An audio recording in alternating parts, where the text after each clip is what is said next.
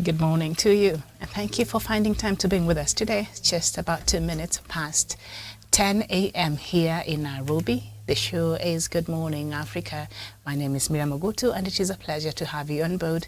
Good afternoon, good evening, depending on where you're tuned in and watching us from. So let's just get into the show, and we start with the headlines from Kenya, the three leading newspapers, starting with the Daily Nation. The main headline: the last fight showdown, a high-stakes battle is set to unravel in Nairobi this afternoon as President Uhuru Kenyatta handed a shock defeat at the polls at the Supreme Court by his deputy William Ruto after supporting Raila Odinga's bid, moves to grab the leadership of the National Assembly and the Senate from the rolling Kenya Kwanza juggernaut by pushing Marende and Kalonzo to the ballot. That story is on page 4 and 5 on the Daily Nation. Unions want junior high in day schools. Kenya Union of Post Primary Education Teachers and Kenya National Union of Teachers want the government to reconsider the decision to use boarding secondary schools for junior high, citing the tender age of the transitioning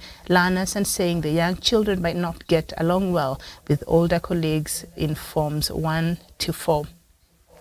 That story is on the back page. Okay, and an ease among security chiefs as Ruto takes over. That story is on page 2 and 3. Don't get me wrong, I will hand over power at Kasarani, says Uhuru. That story is on page 16. 2.8 billion Kenya shillings. Kenya Power tender for cables cancelled. That story is on page 30. The Standard newspaper, the main headline: Uhuru to Azimio, unite or perish. President Uhuru Kenyatta, in his first meeting with his party leaders, say he will hand over power without a problem and remain loyal to his coalition and its leader Raila Odinga. He also warned MPs against being bought by the new government and stand with Kenyans. That story is on page 4. Intrigues in battle for speaker jobs. After some aspirants dropped their bid following a night of deals, UDA has Wetangula and Kingi, while Azimio has Marende and Kalonzo as candidates for speakers of National Assembly and Senate, respectively. That story is on page 6. Mbadi, Sabina make Parliament comeback. IEBC has gazetted the list of nominated MPs, with the most conspicuous names missing being that of Uhuru's sister, Christina Pratt. UDA took majority slots, followed by ODM. That story is on page 7.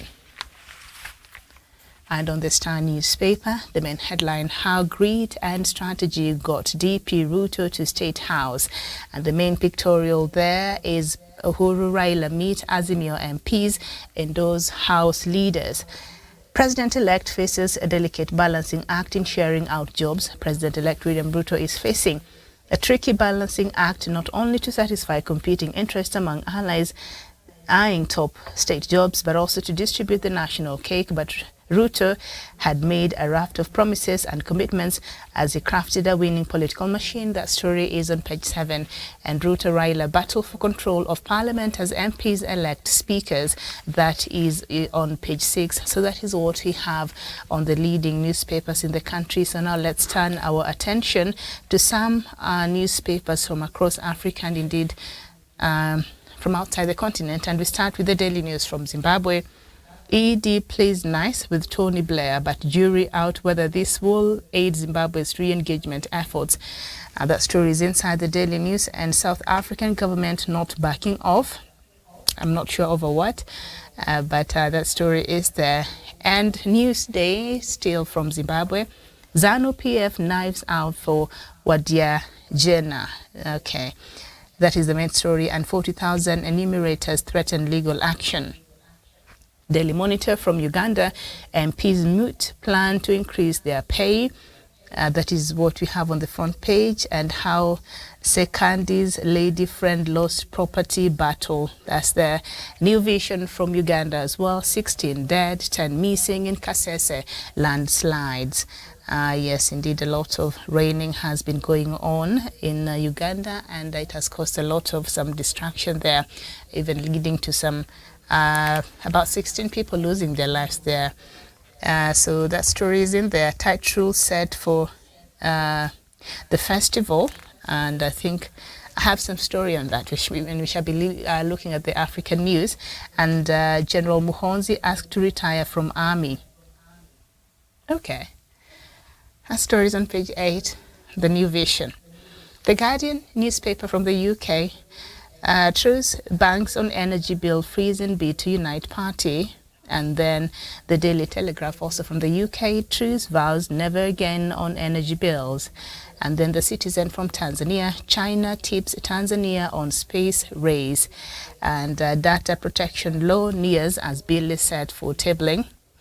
Chande on police reforms, Supreme Court in Tanzania. He's been talking a lot. This is the former CJ, the one yesterday was quoted as having lauded the Kenyan electoral process. Yes, because in Tanzania there is also a final. Whether you were aggrieved or not, you can't go to challenge that in court. Whatever the Electoral Commission announces, and whoever the Electoral Commission announces as the winner, that's it. So he was saying maybe Tanzania could learn something from our democracy here. So anyway, Daily News from Tanzania, citizens rejoice cutting for prizes. And then The Nation from Nigeria, Tinubu, we are determined to turn Nigeria's fortunes around. And PDP crisis, uncertainty over Yorchia Ayu's fate. IMF asks Nigeria and others to take $10 billion climate loan. Okay.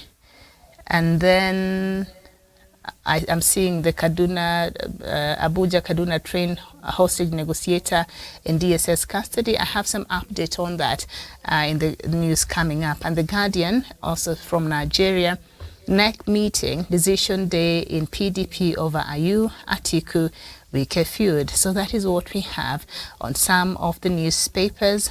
We started from Kenya and others from Africa and a few from the UK. So now let's turn to the news. The news, not really headlines, but the news, because they're detailed. And we start with that story we just had there from Nigeria, been repatriated. He was reportedly traveling to Saudi Arabia for the scaled-down Muslim Hajj pilgrimage known as Umrah. Nigeria's Secret Police, the Department of State Services, DSS, says Mr. Mamu is in its custody to answer critical questions on ongoing investigations relating to some security matters. Its spokesperson, Peter Afunanya, says Mr. Mamu's arrest followed Nigeria's request to foreign partners to intercept Mr. Mamu because he is a person of interest. Mr. Mamu had negotiated with armed kidnappers who abducted nearly 70 passengers from a train traveling from the capital Abuja to the northern city of Kaduna in March. Most of the captives had been released reportedly after their families paid hundreds of thousands of dollars as ransom to the abductors. Some of the people abducted are still in captivity 6 months after they were seized, and Nigerian authorities said Boko Haram militants had teamed up with gunmen who carrying out kidnappings for ransom to attack the train. The victims include women, children, and the elderly. We turn our attention now to Liberian police. British police say a man in his 40s have been arrested over alleged war crimes committed during civil war in Liberia that began in 1989 and ended in 2007. The violence left 250,000 of people dead. He was arrested during a raid on a home in the city of Newcastle on suspicion of committing offences contrary to the International Criminal Act. The arrest follows a referral early last year to Britain's counter-terrorism command. The former president of Liberia, Charles Taylor, is serving a 50-year sentence in a British prison after being convicted of several crimes, including terrorism, rape, and the use of child soldiers during Sierra Leone's civil war that ended in 2002. Okay, and then we go back to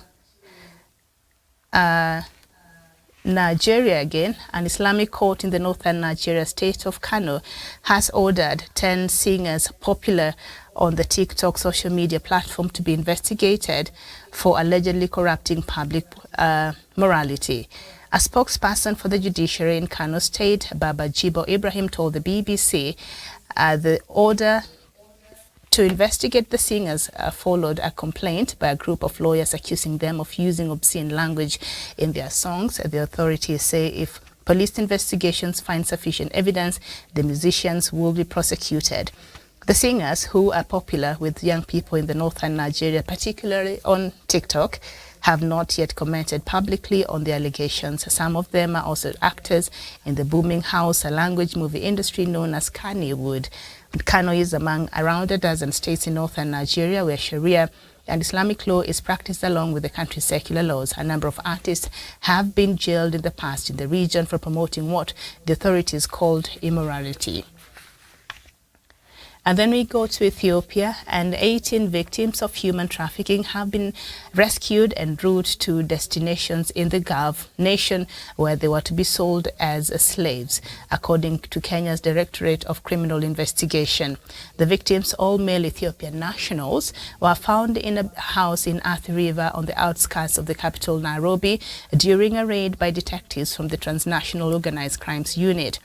3 suspects, all Kenyan nationals, were detained, police have said. This comes just a day after 24-year-old Diana Chepkemoi jetted back to the country after experiencing cruelty at the hands of an employer in Saudi Arabia. She said many of other abused Kenyans were trapped in the Middle Eastern country and urged the government to help them. And then we move on to Mozambique. An Italian null has been killed during a suspected jihadist attack in northern Mozambique, in which a church, a hospital and 2 schools were destroyed. The Camboni missionaries said Maria de Copi, who was 84 years old, who had been in the country for nearly 60 years, was shot in the head during the attack in the city, Archipen in Nampula province. A jihadist conflict began in 2017 and has recently spread from the oil-rich Cabo Delgado province in Nampula. The Camboni sister said 2 other nuns, one Italian, one Spanish, had escaped to hide in the forest with a group of young girls.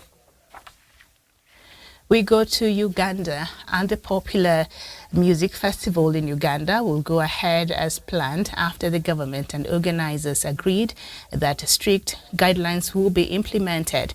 Critics, including several MPs and the Speaker of Parliament, had called for its cancellation, saying the annual festival was promoting immorality. Some said it was a breeding ground for sexual immorality and homosexuality. The government's decision to give the event the go-ahead has angered some members of Parliament. One lawmaker questioned whether the government had taken into consideration its capacity to handle emerging health concerns like a global outbreak of the monkeypox, which mostly affected men who have sex with other men. Now, the festival has been a big draw for music fans in the region and beyond, and showcases artists from across the continent along with those in the diaspora. The festival, which would be taking place for the seventh time, has often attracted controversy. Monkeypox, right? Okay. We move on to Burundi, and Burundi's president has sacked Prime Minister Alain Guillaume Bunyoni days after he claimed unnamed powerful people were plotting a coup against him. In a unanimous vote in Parliament on Wednesday morning, all 113 ruling MPs voted in favor of President Evariste Ndayishimiye's proposal to dismiss Mr. Bunyoni. No reasons were given for the dismissal. During the half-an-hour session, President Ndayishimiye said last week that will defeat the people plotting against him. Current Interior Minister Gervais Ndiragobusha has been named as the new Prime Minister. He is a former rebel commander, police commissioner and army general. Okay, and then we head to Burkina Faso, and the Prime Minister Albert Ouedraogo visited Tuesday's survivors of the attack on military-led supply convoy, including civilians, drivers and traders. 37 people were wounded in the Mahdi attack. Among them, a dozen children are hospitalized in Charles de Gaulle Pediatric Hospital in Ouagadougou. The Prime Minister met with some civilians, and at least 35 people died after an improvised explosive device struck a convoy between Djibo and Burzanga in the country's jihadist hit north. The emergency services quickly reacted to provide care to the wounded. Paying tribute to the innocent victims, President Paul Henry Sandaogo Damiba vowed to defeat the insurgents. Burkina's ruling junta, which seized power in January, declared the fight against the insurgency a top priority. On Sunday evening, the day before the attack, Damiba welcomed a relative calm in several localities. And then we go to Ethiopia. The latest in that conflict is that more than 60 people were killed in late August in a new massacre in Ethiopia's Oromia region, the country's largest and most populous, the Ethiopian Human Rights Commission said on Tuesday. The EHRC, a statutorily independent public institution, said in a statement that it had learned from residents and officials that in 2 days of attacks, more than 60 people were killed and more than 70 injured and homes and livestock looted. More than 20,000 people were displaced by the attacks, which targeted several communities in the Amuru Woreda district in the Horo Gudru administrative area between August 29th and 31st, after the security forces deployed in the area left for another location. EHRC reported. The EHRC said the attacks were carried out by armed men from localities in the district of neighboring Amara region after 3 members of the Amara community were killed by the Oromia Liberation Army in an operation by the Oromo rebel group active in the area. Okay, and then we head over to Togo, and the West African nation of Togo has extended a state of emergency in its northern Savins region for another 6 months due to continued attacks by Islamist militants. The 6-month state of emergency was approved on Tuesday by Togolese parliament to restore security in the region. A statement from Damehame Yak, the Togolese security minister, said that the extension was necessary for the proper conduct of military operations and a return to peace in the region.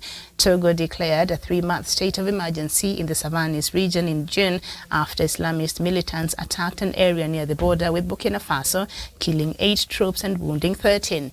More recently, local media said that between 15 to 20 people were killed in a series of attacks on July 15th. While the army gave no official figures about this incident, it was confirmed that several people were killed and wounded. Togolese defense and security forces were again attacked on August 22nd in the village of Bolamonga, close to the border with Burkina Faso. A few soldiers were injured during an exchange of fire that lasted several minutes before armed groups retreated. And then we go to Cameroon. More bad news, it appears. Authorities in Cameroon say Anglophone separatists have attacked a Francophone village that was hosting people displaced by the 5-year separatist conflict. Officials in the town of Bongouarane say the rebels torched homes and markets and abducted at least 5 youths. Hundreds of English-speaking displaced fled into the bush for fear they will be blamed by the host community, underscoring tensions with Cameroon's French-speaking majority. Scores of people talk among themselves at the local officials say that usually more than 500 merchants and buyers visit the market each day, but attendance has drastically dropped for fear of the English-speaking rebels may strike at any time, and that is according to the Bongouarane residents. So the restiveness still continues between the government of Paul Biya and the Anglophone.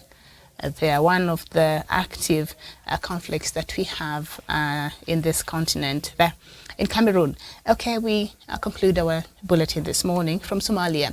And Somalia's President Hassan Sheikh Mohamud has fired and replaced the mayor of the capital, Mogadishu, Omar Filish. Analysts say the president wanted to install his own Allah in the capital, where Islamist militants killed 21 people at a hotel last month. In a decree issued on Wednesday, President Hassan Sheikh Mohamud removed Filish as mayor of the Somali capital and governor of the Banadir Regional Administration. In the decree, Mohamud said that he took the action on the recommendation of the Interior Ministry. President spokesperson Abdikarim Ali Kar said sent a video to journalists explaining the change. He says when the president saw the recommendation of the Interior Ministry and saw the need for a new governor for the Banadir Regional Administration and the mayor of Mogadishu, the president of the Republic of Somalia, after he considered the recommendation, appointed Mr. Yusuf Hussein Jim Ali to be the mayor of Mogadishu and the governor of Banadir region. And that is the latest news from across the continent. Raphael Washira, thank you for tuning in. And Charles Munga, thank you so much for your patronage, and the rest of you who are watching out there. So we had so much to look at this morning.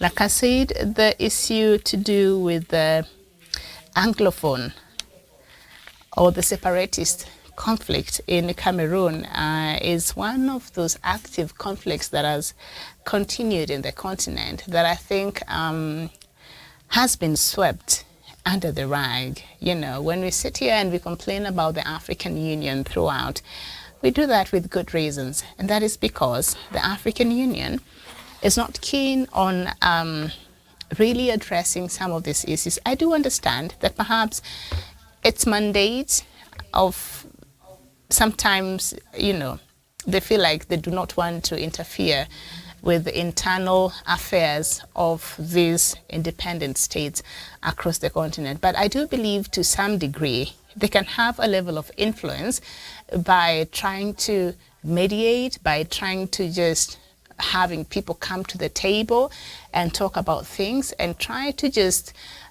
come in between these conflicts and see how they can assist these countries in finding a lasting solution towards whatever it is going on, without necessarily being party to any side or taking side or you know, looking like they're interfering. Because I think the African Union, you know, is not just there to just represent us as the people in this continent, you know, for just our leaders to be meeting at the beginning of the year. They have these wonderful summits, and then the end of it all, we don't see the result of some of these things they talk about. You know, it should not just be like a club where heads of states and governments just meet once in a while, look like they just catch up, and then they go back to their countries, and nothing that is of, I don't want to say of importance, because sometimes they do discuss things that are important to the continent. But I feel like sometimes their priorities and how they choose to, you know, look at and consider some of the things that happen in this continent is a bit twisted. Sometimes I question their priorities as far as why we even have this organization is concerned. And so the conflict between the government of the largest speaking French side of the Cameroon, led by President Paul Biya, has been at loggerheads. Remember, Paul Biya, Cameroon's president, is the second longest serving president. I think this year he must have served maybe 40 years, if I'm not wrong, this year. Is that 40 or 41? Thereabout. The longest serving president is the president of Equatorial Guinea, all right? He is the longest serving president, followed by President Paul Biya, who has been there for a mighty long time. And of course, France supports him. In fact, France was there a couple of weeks ago. I remember I was talking about that here, and France was calling out African leaders for not taking sides as far as the war in Ukraine is concerned. And President Macron was saying that in Cameroon, and you wonder how the nerve you have to talk to us about how and what the decisions and how we need to make our decisions in this continent, because we are different countries, and every country has its own foreign policy, has its own interest. So it makes decisions based on its own interest and the country's interest and the people of that country. So that's how we relate. That's how foreign policies are crafted. So there are countries who believe, you know what, the war in Ukraine, as much as it is unwarranted, which it is really unwarranted, and whatever is happening there is not okay.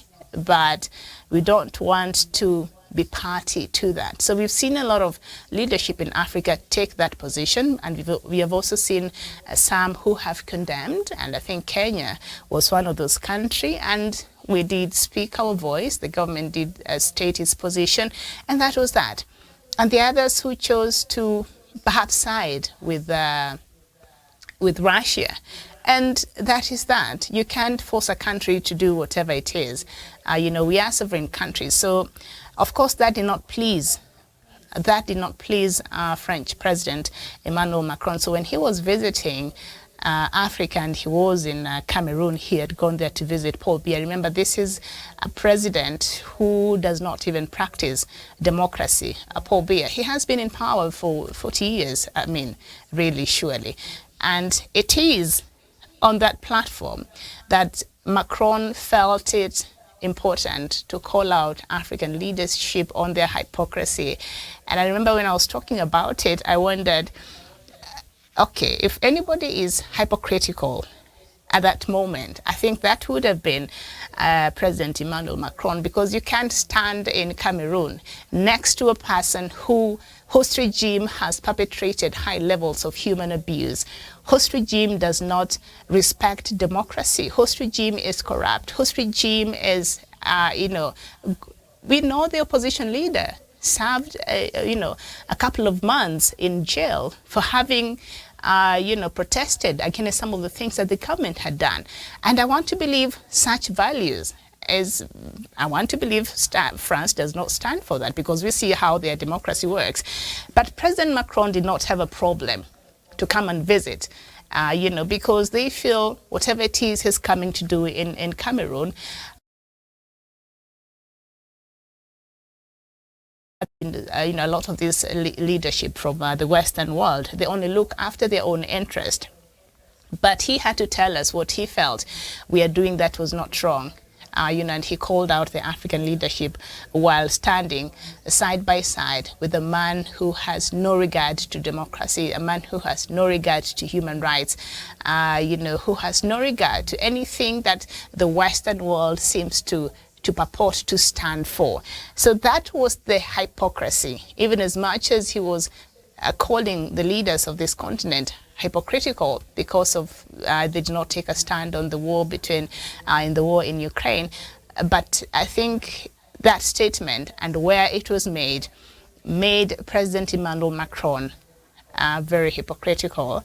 And I think that is just my personal opinion. But I saw, even on social media and other leaders across the world, really shared the same sentiments, because you can't do that, President Macron. So you can't be preaching to us about the respect of human rights, about good governance, about human rights, about all these things, which I think is wonderful, and the continent lacks in a lot of these things. But there are countries that are really trying to address that.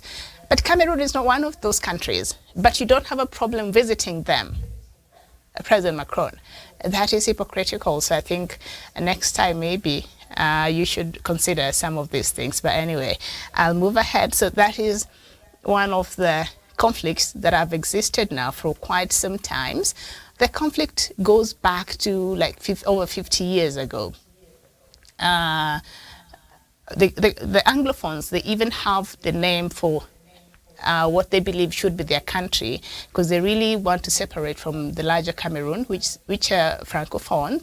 They speak French, and they're Anglophone. Remember, Cameroon was colonized by two countries, French and Britain. It's a whole history. I'll not get into it. So the Anglophones, they just speak and the language of business, and the official language there outside of other indigenous languages is English. So there's a time in 2017, I believe, that the government wanted to force even the Anglophone side. The government made a decree, Paul Biya, say that now all schools should be taught using French as a language, all right? And all banks and the courts should operate using French. And the Anglophone said, wait, we didn't learn French, we don't learn French, we learn English.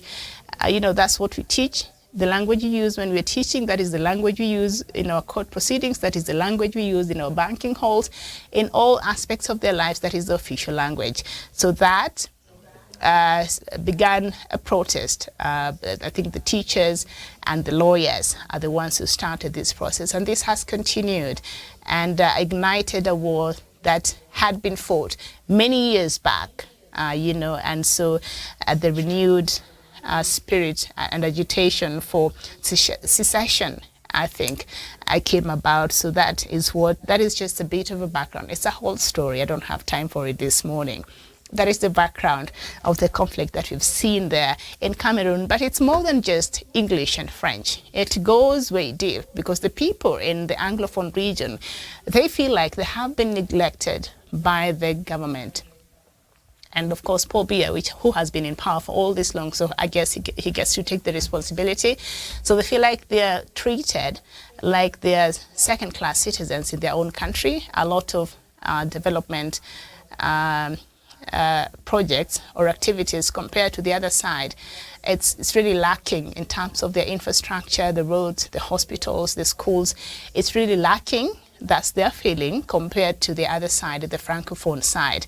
And so they've been saying, now, if you cannot even treat us equal, if this is not working, you know, and you can't make us feel as if we are part of the larger country of Cameroon, so we might as well just have our own country.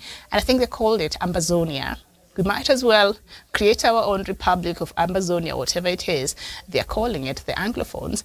And then you can just remain with your Cameroon and continue with your French speaking and your activities, and we self-actualize and have our own countries and run our own affairs. So that call, of course, has been met with a lot of force from the government of Paul Biya.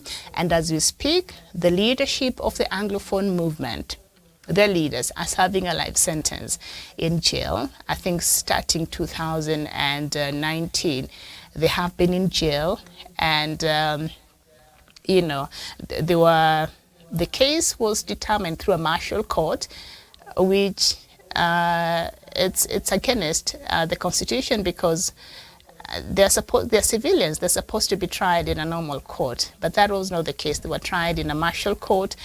The sentencing was done in the wee hours of the morning when everybody else was asleep, and even the whole process was just corrupt. So anyway, the leaders are serving life sentence there. So I don't know if any of that will ever change. They've tried to appeal, but the case is still there. The jury is still out there. So that is the short version of the long history of Cameroon, the Anglophone and the Francophone part, and that separatist conflict that has continued to claim lives, that has continued to drive people from their homes, and that has continued to cause untold levels of human rights abuses there. The government forces have been accused before of burning schools and hospitals and raping and all that.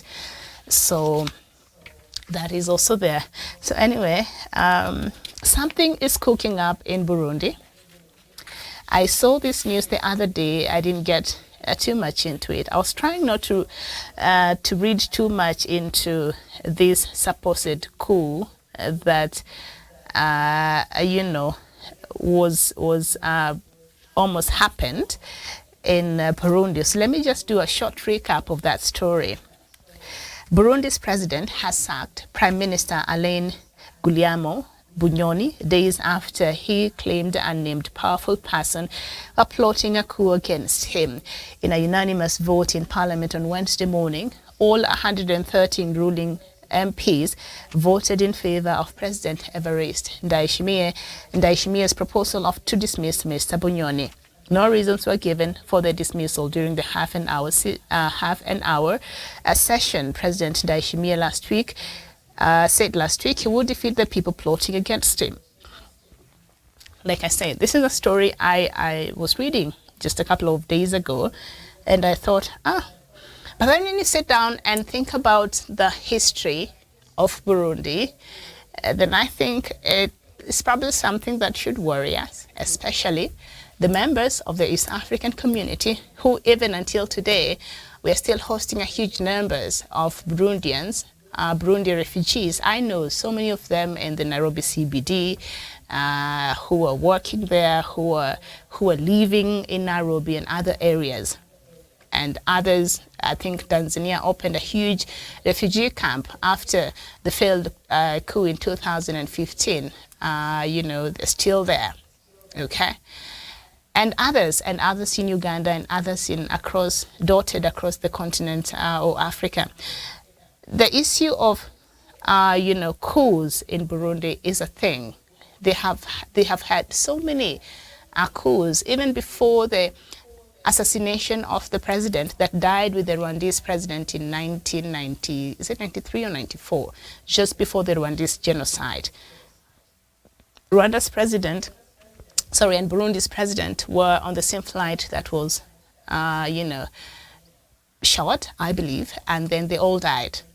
So since then, but even before then, there had been some level of instability, and there had been several coups in Burundi before then.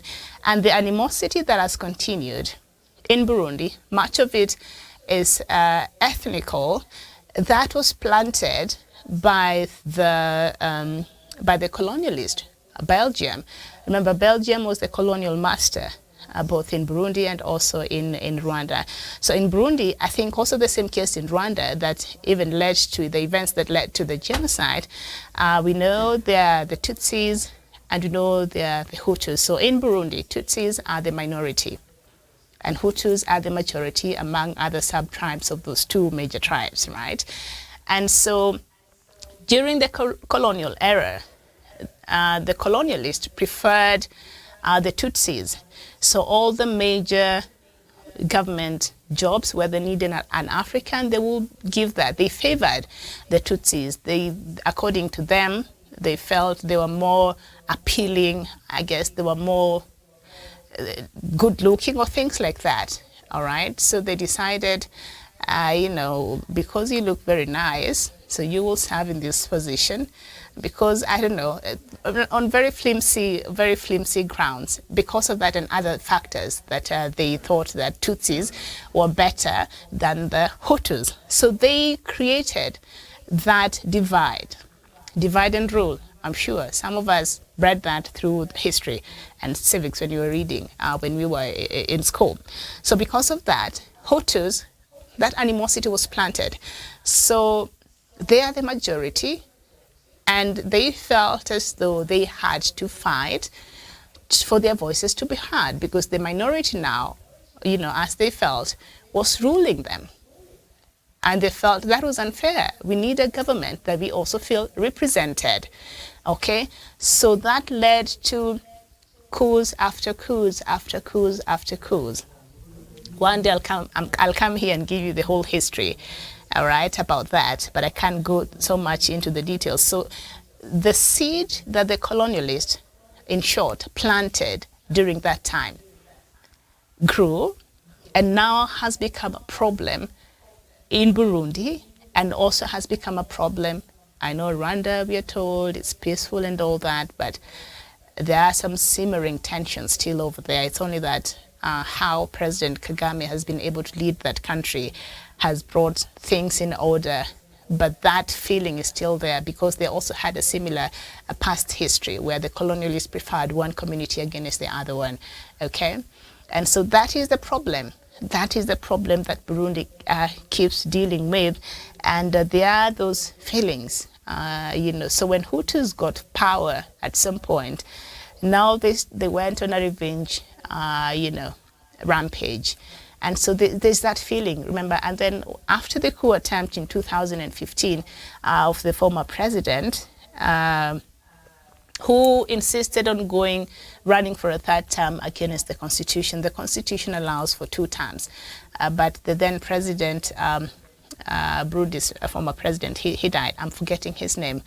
So he decided to go for a third term. That plunged the country into chaos because there was a coup, and people wanted him out.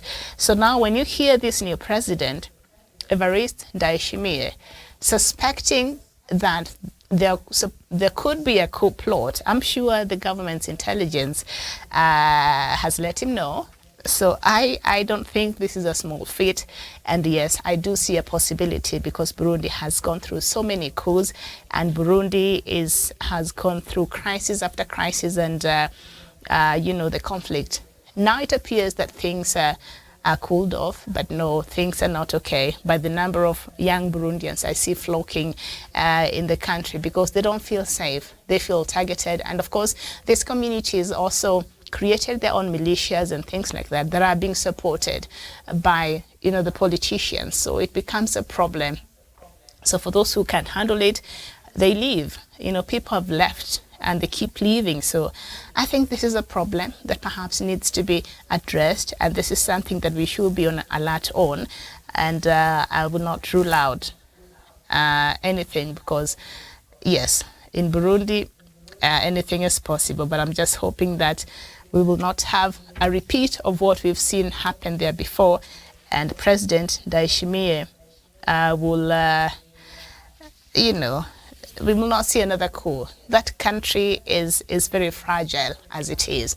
It's one of the poorest countries in the continent of Africa, really. It's war ravaged. It has not had a time to just sit and focus on the issues of national building. I was watching another documentary just a couple of days ago, and I loved something that they were doing after the attempted coup in 2015, and a lot of things happened, and so they're trying to just rebuild. So I saw within communities, they will sit down and have leaders in the communities, and they will decide, okay, fine, so what do we need in this village? What is our major priority? We don't have good roads, which they really don't have good roads, and the rest of the infrastructure we need this and that. So they will decide according to the order of priority. But unfortunately, they don't have good funding for that, because of how and where the country is right now. So I'm just praying for Burundi, because that's too much. If anything happens that will plunge this country into another chaos, and then that will not be very good for the country. So now this story from Uganda, I don't want to talk about it so much. That festival that I can't even say that name here with a straight face. There are some members of parliament that were opposed to this festival in Uganda, okay? And but the government has gone ahead, has given a go-ahead to the organizers, and they have agreed that strict guidelines will be implemented. So now the members of parliament and the leaders who are opposed to this festival, perhaps their reasons is what I find to be very, I don't want to say very amusing, but it's really interesting. And we know the history of Uganda leadership and how they look at homosexuality, Africa in general, okay? In Kenya, we do have these people all over the place, but it's really, it does not stop the rest of us from living our lives. You can do whatever you want to do, and we can do the other side whatever you want to do, and it's fine. But it's not an issue now we have to like the country's in a crisis. It's not like that. So critics, including several MPs and the Speaker of Parliament, has called for its cancellation, saying the annual festival was promoting immorality.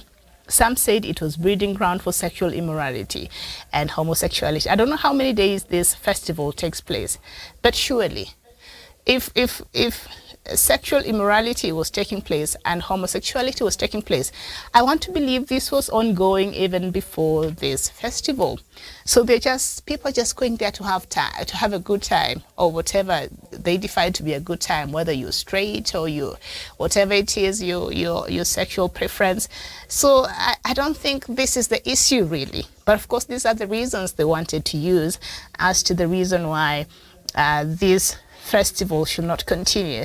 So the government's decision to give the event the go-ahead has angered members of parliament. One lawmaker questioned whether the government had taken into consideration its capacity to handle emerging health concerns like a global outbreak of monkeypox.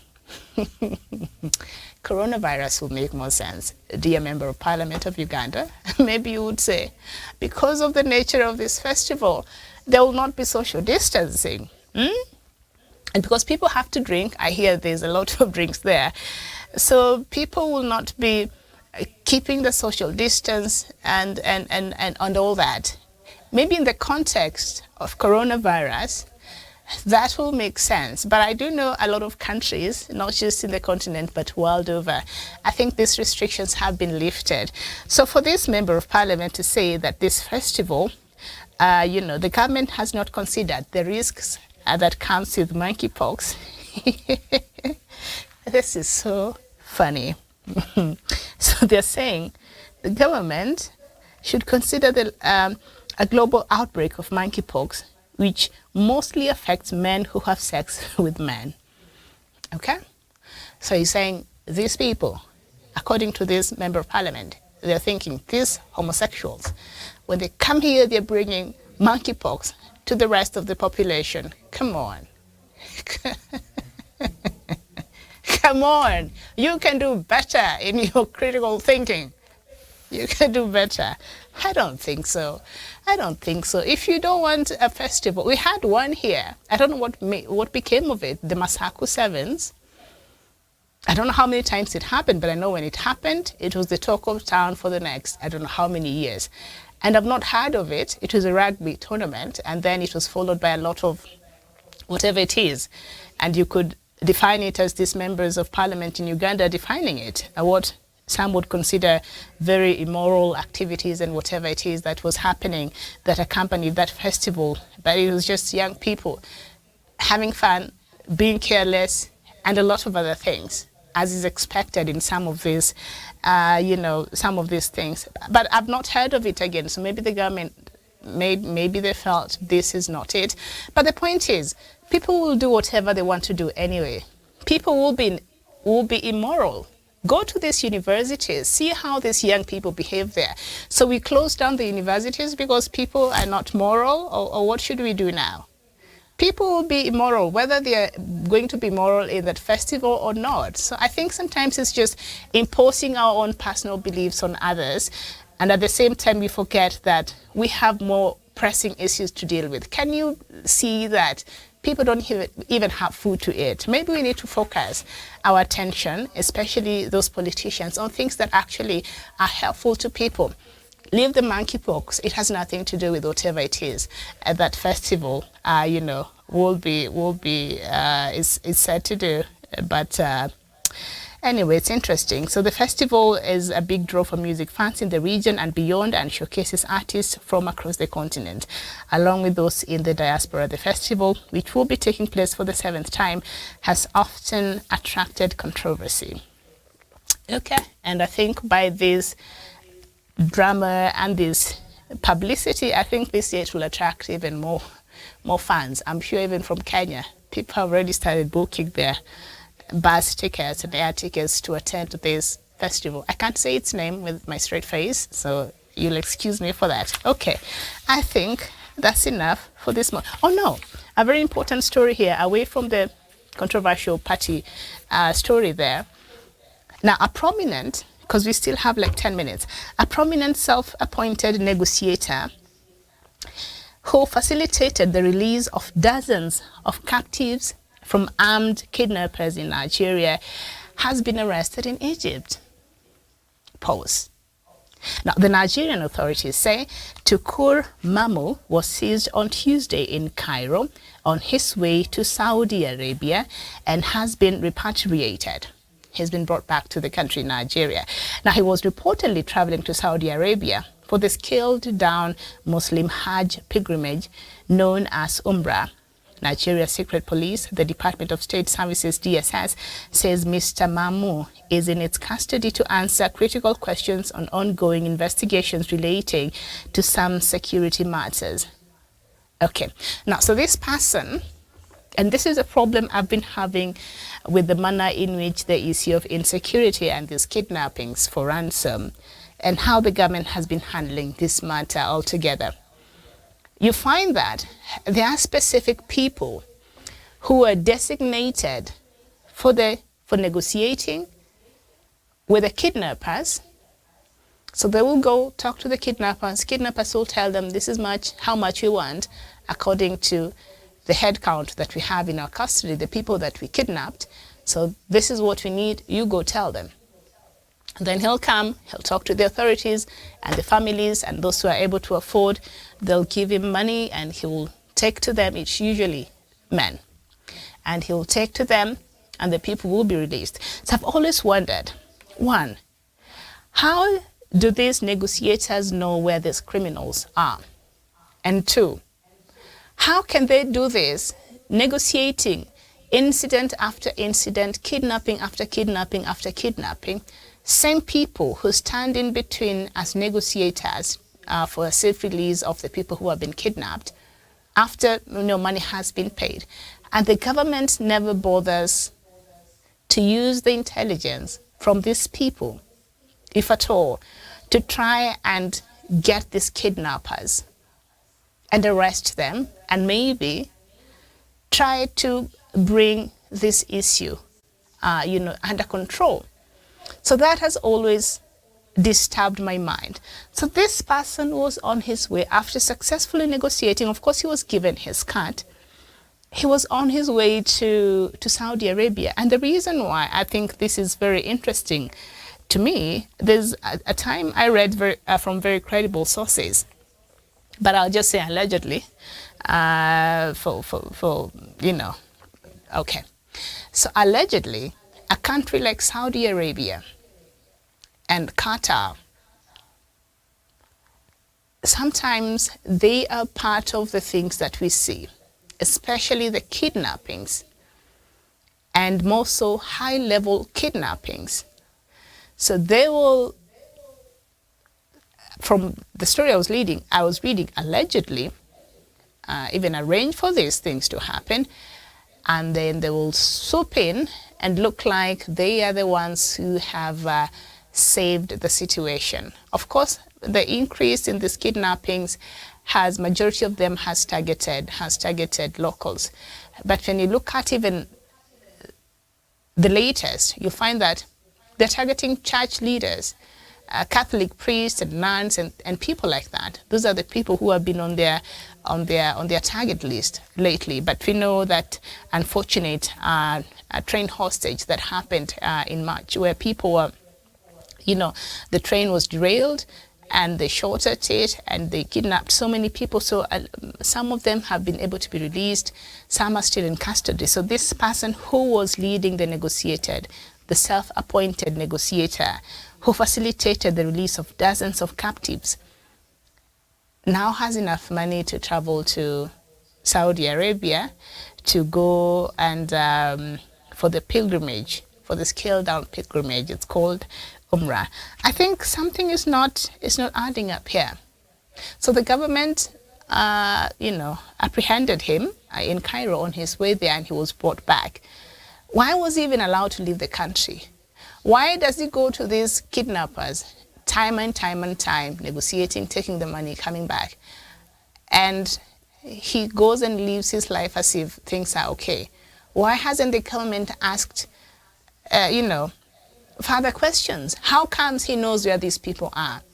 And the government is not taking any action. So that's why I always say here, and I think I've said it before, this ransom and kidnapping business is a booming business in Nigeria. And to some extent, I believe a few rogue government officials are involved. And that's why they do nothing about it. That's why nobody is really taking steps to actually deal with this matter decisively, and the people of Nigeria continue to suffer. So it's interesting. It's interesting. So this person, Mr. Mamu, had negotiated with armed kidnappers who abducted nearly 70 passengers from a train traveling from the capital Abuja to the northern city at Kaduna in March. Most of the captives have been released, and reportedly after their families paid hundreds of thousands of dollars as ransom to the abductors.